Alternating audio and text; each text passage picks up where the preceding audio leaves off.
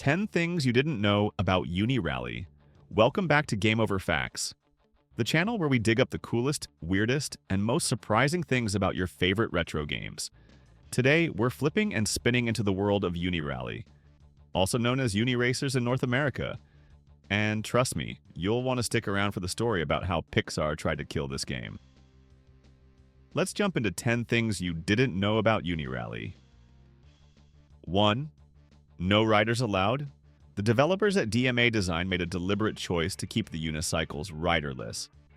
They thought it made the characters feel more alive, almost like they had their own personalities. And hey, it also avoided awkward questions about where the rider's body went after a crash. 2. Tricks for speed. Pulling off tricks in mid-air like flips, rolls, and spins wasn't just for style points. Landing a trick correctly gave you a speed boost. The fastest players could chain tricks together to shave seconds off their lap times. 3. Hidden messages.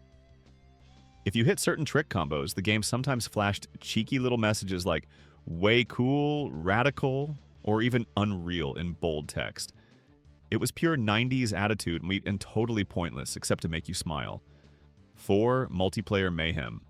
With a Super Nintendo multi-tap, you could race 4 players at once. 4 colorful unicycles bouncing, flipping, and colliding made for pure chaos, especially when someone pulled off a perfect mid-air flip right in front of you. 5. Speed Demon. Unirally was one of the fastest-feeling games on the Super Nintendo. Its silky smooth animation and sense of momentum left other racers, like F-Zero, feeling almost tame in comparison. 6. Rockstar Origins. Unirally was made by DMA Design, the same Scottish studio that later created Grand Theft Auto. Quite the career change, from racing unicycles to stealing cars. 7. Pre-rendered magic. The game's 3D look came from pre-rendered models. The team built unicycles in early 3D modeling software, rendered animations, and converted them into 2D sprites. The result? One of the cleanest looking games on the Super Nintendo. 8. Limited production run. Only a few 100,000 copies were ever made, which is tiny for a Nintendo release. That's why today a boxed copy can easily fetch over $150 from collectors. 9. The Pixar lawsuit. Here's the big one. Pixar sued Nintendo over Unirally, claiming the unicycle design looked too much like their 1987 short film Red's Dream, a story about a lonely red unicycle dreaming of joining the circus. The court sided with Pixar, and Nintendo had to stop making the game.